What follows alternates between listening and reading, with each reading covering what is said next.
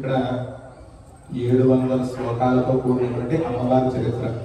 ఇది ఎక్కడుందయ్యా అంటే మార్కండేయ పురాణంలో ఉందండి. ఈ మార్కండేయ పురాణంలో దేవి సప్తశతి అంటారు, దుర్గా సప్తశతి అంటారు, దేవి సప్తశతి అంటారు. సప్త అంటే 7, శత అంటే 100, 700 శ్లోకాలతో కూడినటువంటి చండీ అమ్మవారి చరిత్ర. చండీ అంటే చల్లగా చూసేటువంటి తల్లి అని. అటువంటి అమ్మవారికి సంబంధించినటువంటి మనం ఇవాళ దుర్గాష్టమి చాలా విశేషమైనటువంటి పర్వం రోజున మనం చేసుకుంటాం. ఇందులో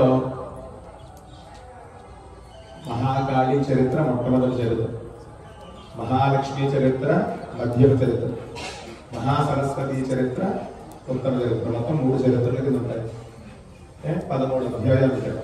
మొదటి అధ్యాయం అంతా కూడా మహాకాళి అమ్మవారి అధిష్టానం. అయితే సురధుడు అనేటువంటి ఒక మహారాజు గారు ఉన్నారు. ఆయన దగ్గర ఉండేటువంటి మంత్రి, సేనాధిపతి ఇరుగు పొరుగు రాజులతో కలిసి ఇతన్ని ఓడించేటువంటి మార్గాన్ని పెడతారు. అయితే ఇతను ఓడిపోతాడు. ఓడిపోయిన తర్వాత ఆ రాజులు ఏం చేస్తారంటే ఇతన్ని సామంతుడి కింద ఉండమంటారు. సామంతుడి కింద ఉండమంటే కొంతకాలం ఉన్నాడు కానీ ఉండలేకపోతున్నాడు. ఇది చేసేది ఏమీ లేక తన అలా అడవిలోకి వెళ్ళిపోయాడు. అడవిలోకి వెళ్ళిపోతే అక్కడ ఒక మేధా ఋషి గారి యొక్క ఆశ్రమం కనపడితే ఆ ఆశ్రమంలో ఉన్నాడు.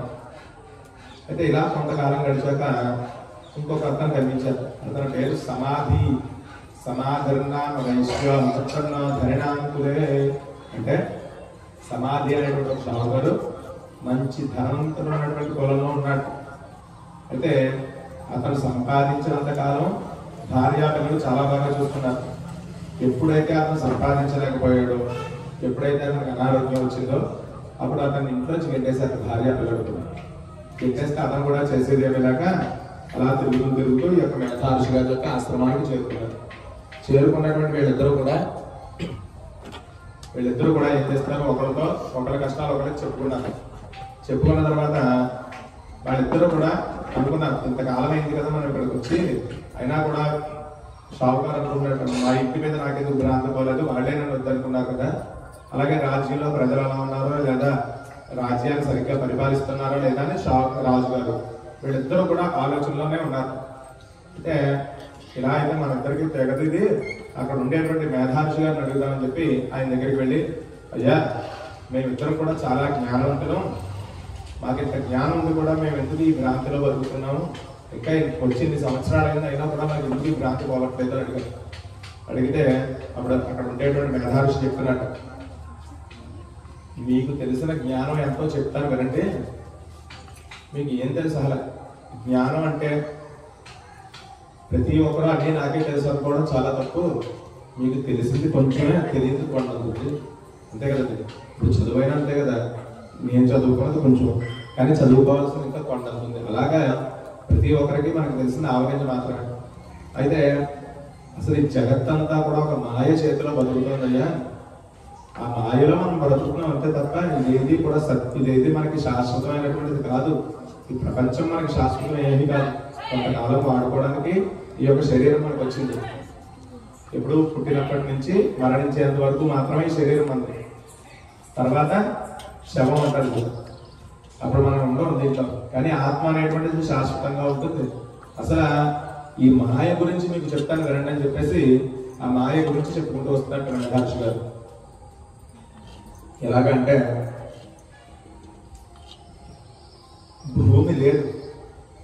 భూమి లేనటువంటి సమయంలో విష్ణుమూర్తి వారు, మనకి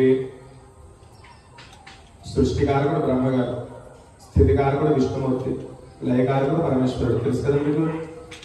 అలాగా విష్ణుమూర్తి యోగదత్తలో ఉండి ఆయన నాభిలోంచి ఒక కమలం ఉద్భవించినటువంటి కమలం నుంచి బ్రహ్మగారు పుట్టారు. విష్ణుమూర్తి ఆదేశానుసారం సృష్టి చేయడానికి వచ్చారు. ఏంటి, మనకు ఉండేటువంటి జీవరాశులన్నీ 84 లక్షల జీవరాశులు, అందులో మనం కూడా వర్క్. ఇలా 84 లక్షల జీవరాశుల్ని పుట్టించి ప్రకృతిని అంతా కూడా కాపాడి ఈ సృష్టి చేయండి అని చెప్పేసి బ్రహ్మగారిని పంపించారు విష్ణుమూర్తి. అయితే అదే సమయంలో విష్ణుమూర్తి చెవిలోంచి కొద్దిగా మలం నేల మీద పడింది. నేల మీద పడటం చేత ఆ మలం ఎలా మారిందయ్యా అంటే ఇద్దరు రాక్షసుల కింద మారింది. వాళ్ళిద్దరి పేరు మధుడు కైటముడు. మధు కైటముడు అంటారు. వాళ్ళిద్దరూ కూడా మామూలుగా ఏదైనా మంచి చేద్దాం అనుకునేటువంటి వాళ్ళు దేవతలు, ఏదైనా నాశనం చేసేద్దాం అనుకునేవాళ్ళు రాక్షసులు. తెలిసిందే కదా, ఏది ఉండకూడదు వాళ్ళ కాదు. అయితే అప్పుడు ఏం చేశారయ్యా అంటే, ఆ మధుకైటములు రావడంతో బ్రహ్మగారి మీదకి యుద్ధానికి వెళ్తారు. విష్ణుమూర్తి పడుతున్నాడు, బ్రహ్మగారు ఒక ఆయన కనబడుతున్నారు. బ్రహ్మగారు యుద్ధం చేస్తారా అంటే బ్రహ్మగారు ఏం చేస్తారు? కేవలం సృష్టి మాత్రమే చేయగలరు. ఆయన దగ్గర ఏమంటాయి ఆయుధాలు? ఒక కమండలం జపమాల ఉంటాయి ఆయన దగ్గర. ఆయుధాలు పెద్ద ఏముంటున్నాయి ఏమండి? అయితే ఆయుధాలే కదా ఎట్లోకి వస్తాయి, జపమాలను కమండలం మాత్రమే ఉంటాయి. అయితే చూడండి, యుద్ధం చేసేవాడిని నేను కాదు, యుద్ధం చేయాలంటే విష్ణుమూర్తి లేపుతాను, ఆయన లేచిన తర్వాత ఆయనతో యుద్ధం చేద్దరు కానీ వాళ్ళు ఇద్దరికే చెప్పి అక్కడ విష్ణుమూర్తిని లేపుతారు. ఆయన ఏమో యోగనిద్రలో ఉన్నారు, లేవట్లేదు. లేవకపోయేసరికి ఈ బ్రహ్మగారు ఏం చేస్తారంటే, మరి ఆయన ప్రాణం పోసేటువంటి శక్తి ఉంది కాబట్టి ఒక మాయా స్వరూపాన్ని ప్రార్థిస్తారు.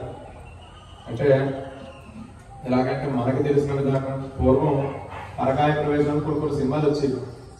మన శరీరం నుంచి ఇంకొక శరీరంలోకి వెళ్ళి ఆ మనిషిని లేపడం, ఇలాంటి ఇప్పుడు వచ్చిన సినిమాల్లో ఉంటాయి కనుక పూర్వం సినిమాల్లో నేను ఒక్కో రెండు చూశాను. అలాగా ఆ మాయాశక్తిని ప్రార్థిస్తే ఒక నల్లటి మాయాశక్తి వచ్చి విష్ణుమూర్తి శరీరంలోకి ప్రవేశించి విష్ణుమూర్తి నిద్రలేపితే ఆయన లేచి వీళ్ళిద్దరితోటి కూడా ఏ ఆయుధాలు తీసుకోకుండా కేవలం తన యొక్క చేతులతోటే 5,000 సంవత్సరాలు యుద్ధం చేశాడు విష్ణుమూర్తి. 5,000 సంవత్సరాలు యుద్ధం జరిగినా అక్కడ వాళ్ళు ఓడిపోవట్లేదు, ఇక్కడ విష్ణుమూర్తి ఓడిపోవట్లేదు. ఇది ఎప్పటికీ యుద్ధం ముగుస్తుంది అని చెప్పేసి బ్రహ్మగారు మరణ మాయాశక్తిని ప్రార్థించి, అమ్మాయి యుద్ధానికి ముగింపు పలుకుతుంది, ఇంతకాలం గడిచిపోయింది, సృష్టి చేయడానికి ఆలస్యం అవుతుంది, కాబట్టి మీరు తొందరగా ఈ యొక్క యుద్ధాన్ని ముగింపు పలికేటువంటి మార్గాన్ని చూడాలని చెప్పి అమ్మవారిని ప్రార్థిస్తే అప్పుడు విష్ణుమూర్తి చేత లోపల ఉన్నటువంటి శక్తి ఒక మాట అనిపించింది. ఏమంటే, ఇంతకాలం మీరిద్దరూ కూడా నాతో యుద్ధం చేశారు కదా, కాబట్టి మీకేం వరం కావాలో కోరుకోమని చెప్పేసి విష్ణుమూర్తి మధుకైటం ఇద్దరినే అన్నారు.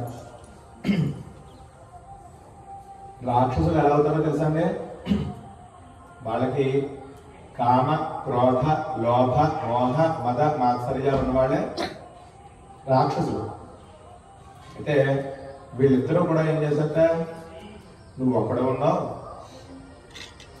మేమేమో ఇద్దరున్నాం, 5,000 సంవత్సరాలు యుద్ధం చేసాం, మాకు ఎటువంటి అలుపు లేదు, ఇంకా నువ్వు అలసిపోయినట్టుగా కనబడుతున్నావు విష్ణుమూర్తి, కాబట్టి నీకేమన్నా కావాలో కోరుకో అని వాళ్ళు మోహంతో అన్నారు. అనేసరికి అప్పుడు ఏం చేశారు, అయితే మీరిద్దరూ నా చేతిలో సంహారం అవ్వడానికి కావాలని విష్ణుమూర్తి అన్నాడు.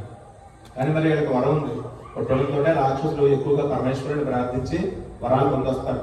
అటువంటి సమయంలో నీరు ఉన్నటువంటి ప్రదేశంలో మరణం లేదు, అలాగే పురుషుడి చేతుల్లో మరణం లేదు వాళ్ళకి. మరి ఎలాగా ఉన్నది బ్రహ్మగారు విష్ణుమూర్తి, అంతే కదా. అటువంటి సమయంలో ఆ విష్ణుమూర్తి తన యొక్క తొడలు 2 పెద్దలుగా చేసి 2 తొడల మీద మధుకైటములిద్దరిని కూడా కూర్చోబెట్టుకుని లోపల ఉన్నటువంటి శక్తి ఉంది కదా మాయాస్వరూపం, ఆ మాయాస్వరూపం దగ్గర ఉండేటువంటి శక్తితోటి వాళ్ళిద్దరిని కూడా సంహరిస్తారు. సంహరించడం ద్వారా దేవతలందరూ కూడా పుష్పవృష్టి కురిపించి ఆ మాయాశక్తికి మహాకాళి అనేటువంటి బిరుదిస్తారు అన్నమాట. అప్పటి నుంచి మహాకాళి చరిత్ర, ఈ మొదటి చరిత్ర అంతా కూడా మహాకాళి చరిత్ర కింద మనం కూడా భావన చేసుకుంటాం. ఇది శ్లోకపూర్వకంగా నేను చెప్తూ ఉంటాను. శ్లోకపూర్వకంగా చెప్పి స్వాధాకారం చెప్పినప్పుడల్లా మీ దగ్గర ఉన్నటువంటి ద్రవ్యాన్ని హవనం చేస్తూ ఉంటారు. మహాకాళి ఇదం నమః